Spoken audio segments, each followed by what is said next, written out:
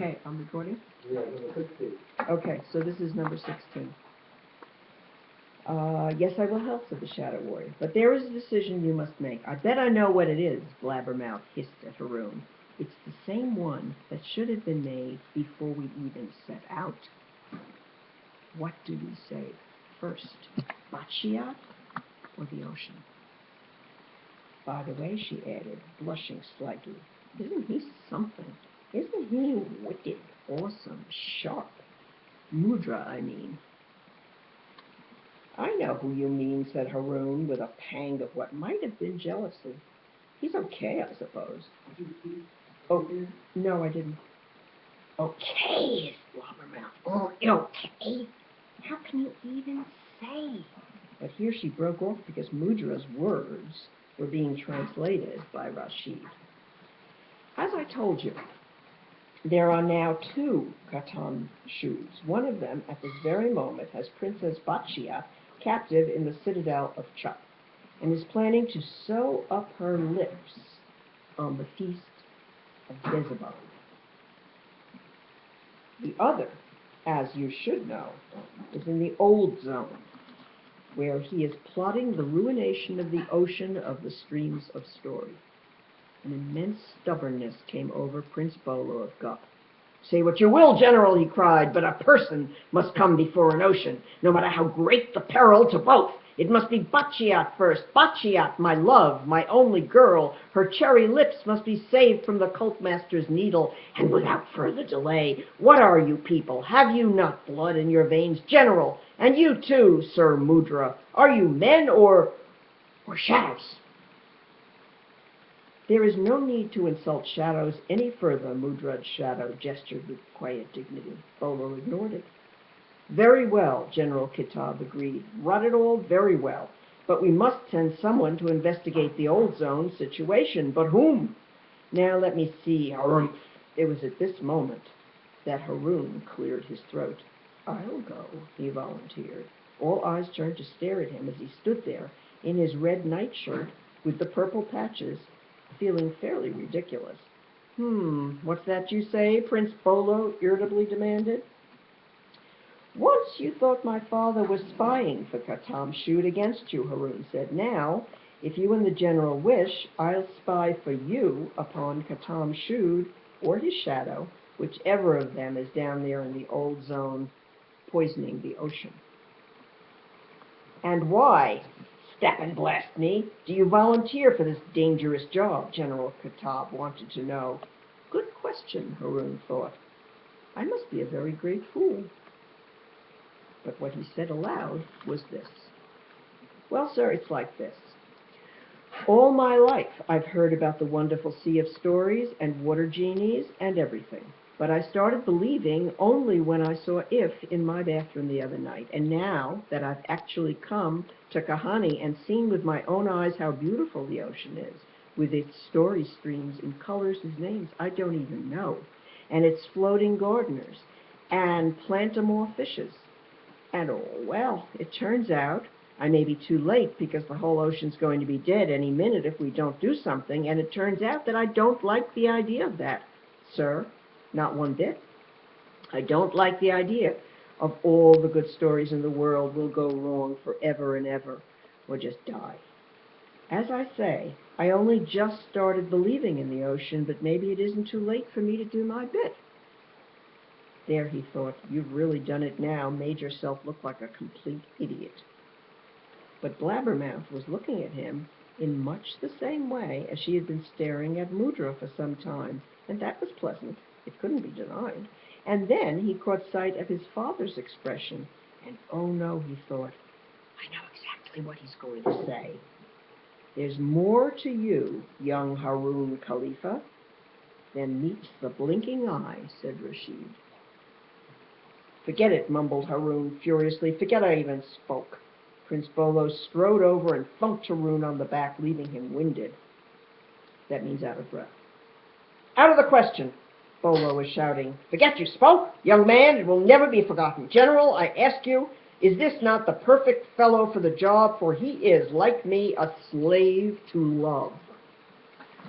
Here Haroon avoided looking at Blabbermouth and blushed.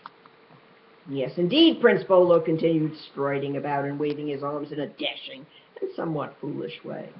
Just as my great passion, my amour, which is French for love, leads me to Bachiat, always toward Bachiat, so this boy's destiny is to rescue what he loves, that is, the ocean of stories.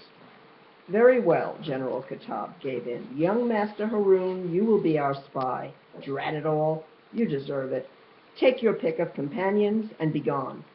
His voice sounded gruff, as if he were hiding his worries beneath a facade that's a covering, like the outer covering of a building or something like that, of sternness. That's finished it, Haroun thought. Too late to back out now. Keep a sharp lookout, skulk in the shadows, see without being seen.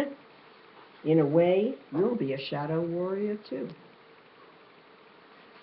To reach the old zone of Kahani, it was necessary to travel south through the twilight strip, hugging the shoreline of the land of Chup until that dark and silent continent was left behind, and the southern polar ocean of Kahani stretched in every direction. Haroun and If the Water Genie set off on this route within an hour of Haroun's volunteering. Their chosen companions were the Plentimore fishes, Goopy and Baga, who bubbled along in their wake, and the gnarled old floating gardener, Molly, with his lilac lips and hat of roots. Molly walked on the water at their side.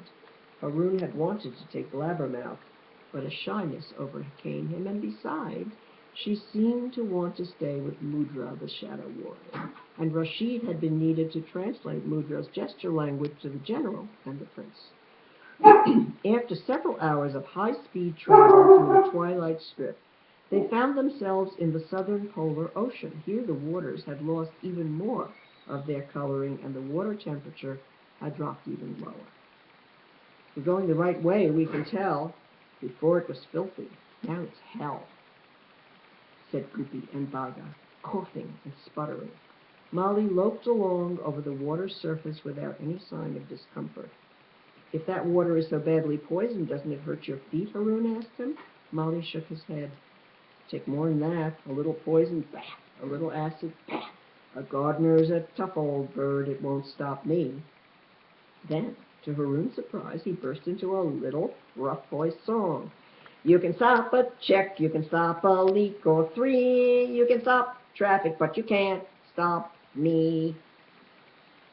What are we here to stop? Haroun reminded him, adopting what he hoped was an authoritative, leader-like tone of voice, is the work of Cult Master Yotam.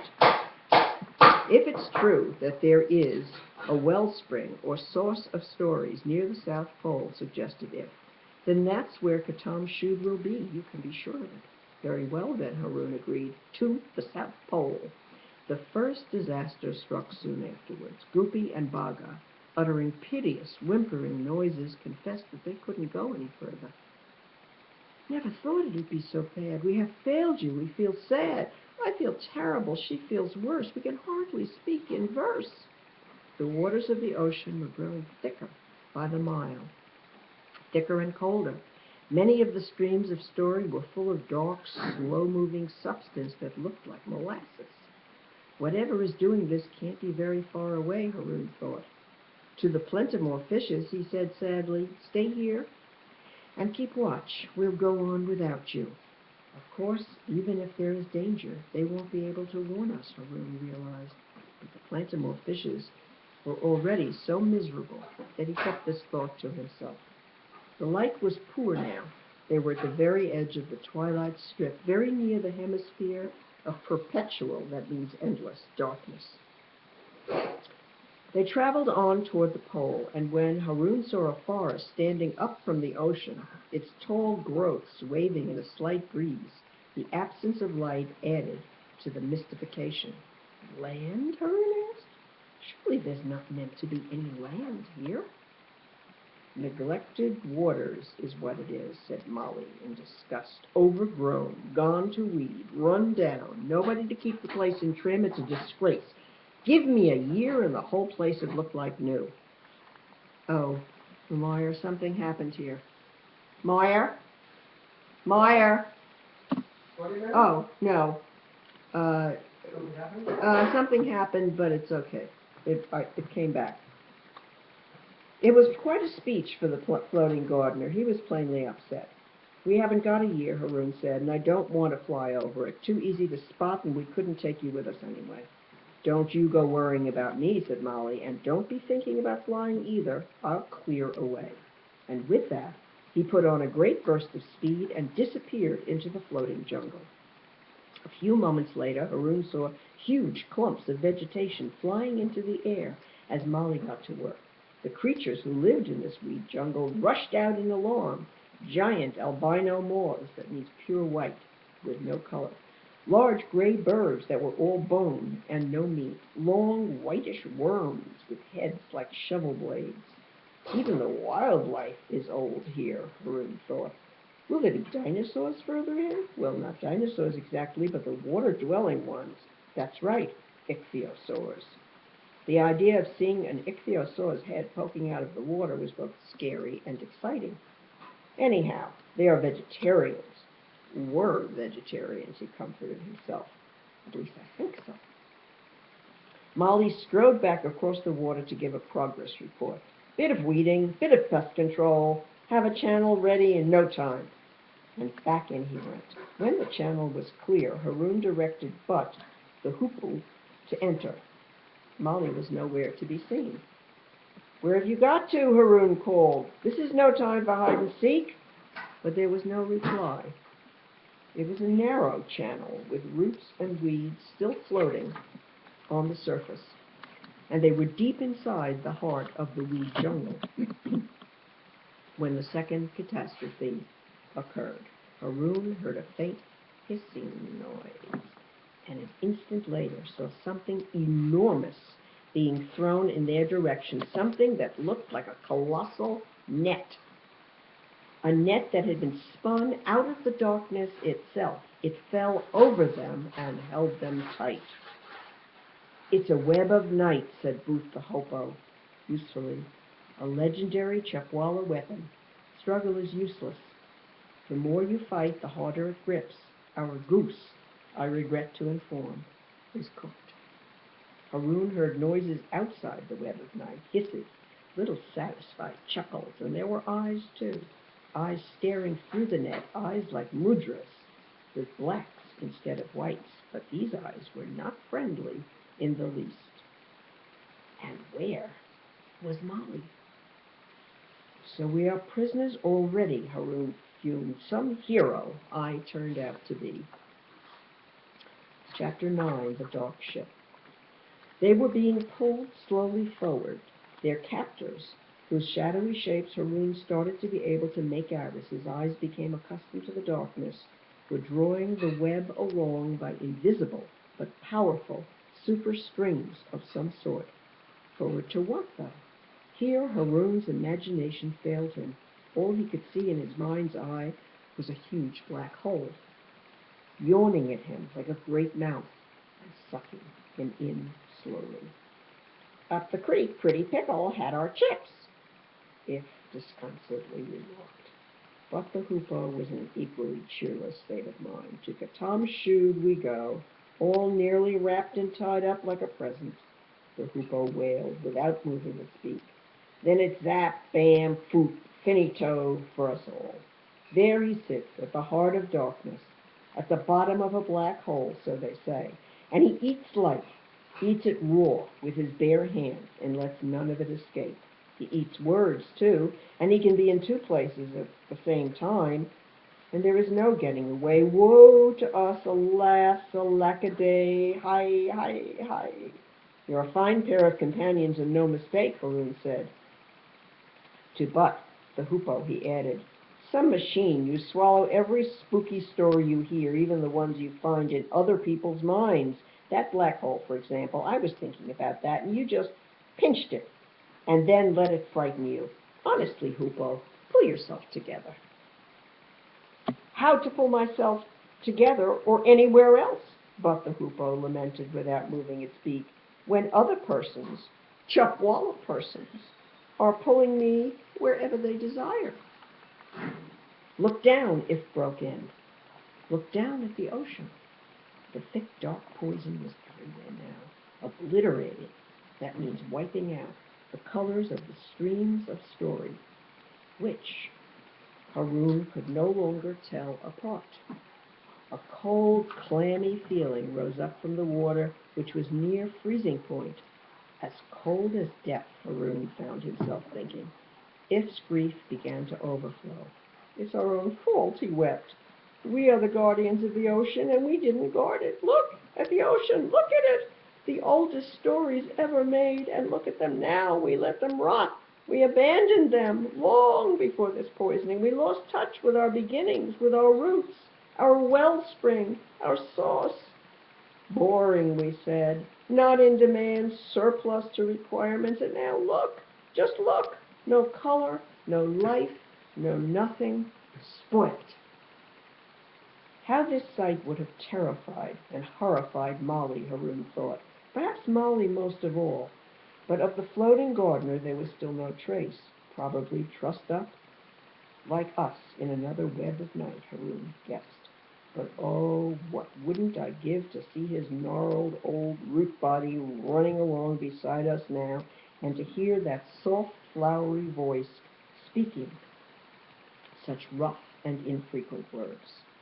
The poisoned waters lapped at But the Hoopoe's sides, and then splashed suddenly higher as the web of night was brought to an abrupt halt.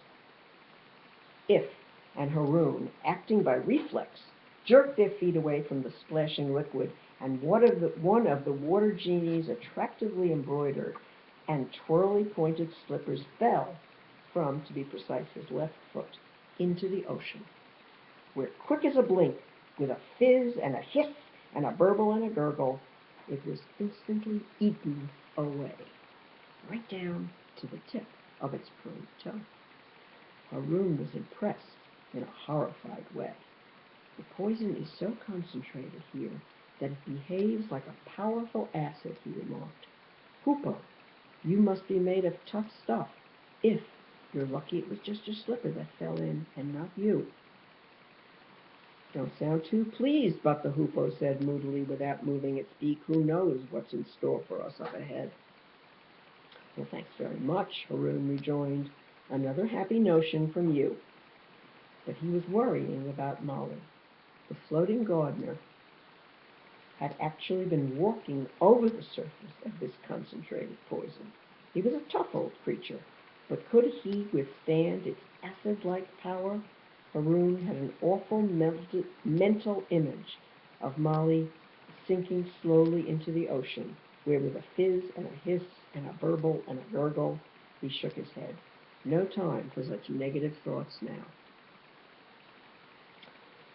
The web of night was pulled away, and as the faint twilight returned, Haroun saw that they had reached a large clearing in the weed jungle. Just a short distance away was what looked like a wall of night. That must be the beginning of perpetual darkness, Haroun thought. We must be at the very edge of it now. Only a few roots and weeds, most of them badly burned and corroded by the poison acid, floated on the surface of the ocean here. There was still no sign of Molly, and Haroun continued to fear the worst. A party of 13 Chupwallas had surrounded Buck the Hoopoe and pointed menacing-looking weapons at If and Haroun. They all had the same strange reversed eyes, with white pupils instead of black ones. Bland gray irises instead of colored ones, and blackness where the white should have been, which Haroun had first seen on the face of Mudra. And I think it's almost 20 minutes now, so I have to stop recording.